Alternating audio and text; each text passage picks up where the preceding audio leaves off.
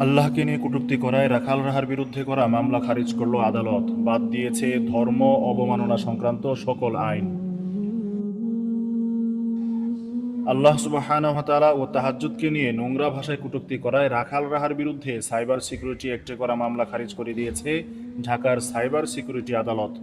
গত 22 মে বৃহস্পতিবার মামলার শুনানির দিনে কোনো শুনানি ছাড়াই মামলাটি খারিজ করা হয়।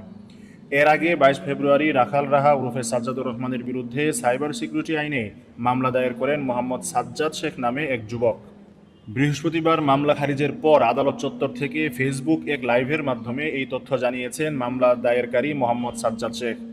ওই লাইভে মামলাকারী সাজ্জাদ শেখকে অত্যন্ত দুঃখের সাথে বলতে দেখা যায়, গত 17 ফেব্রুয়ারি রাখাল রাহা ওরফে সাজ্জাদুর রহমান ধৃষ্টতা প্রদর্শন করে আল্লাহ তাআলা ও তাহাজ্জুদকে নিয়ে বিশ্রী ভাষায় ব্যঙ্গ করে ফেসবুকে স্ট্যাটাস দেয়।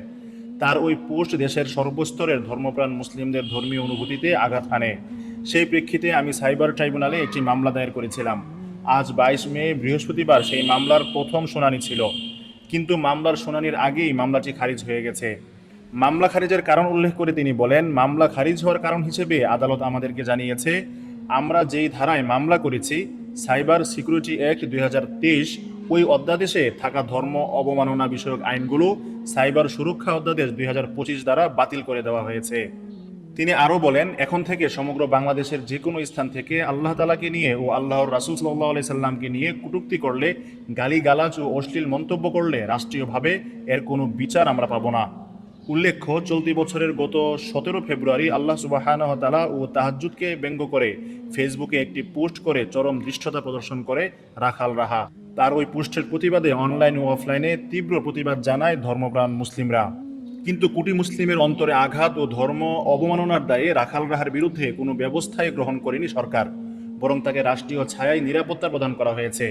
সময়ে সময়ে দেশের ক্রান্তিকালে মুসলিমরা রক্ত দিয়ে দেশ ও জাতির জানমাল রক্ষা করেছে, কিন্তু পরিতাপের বিষয়, রাষ্ট্র সবসময় সংখ্যাগরিষ্ঠ মুসলিমদের উপেক্ষা করেছে। রাষ্ট্র মুসলিমদের জান মাল ও বিশ্বাসের নিরাপত্তার কোনো ব্যবস্থাই করেনি, বরং প্রতিবারেই ইসলাম ও মুসলিম বিরোধীদের বাক স্বাধীনতার দোহাই দিয়ে প্রত্যক্ষভাবে সহযোগিতা করেছে।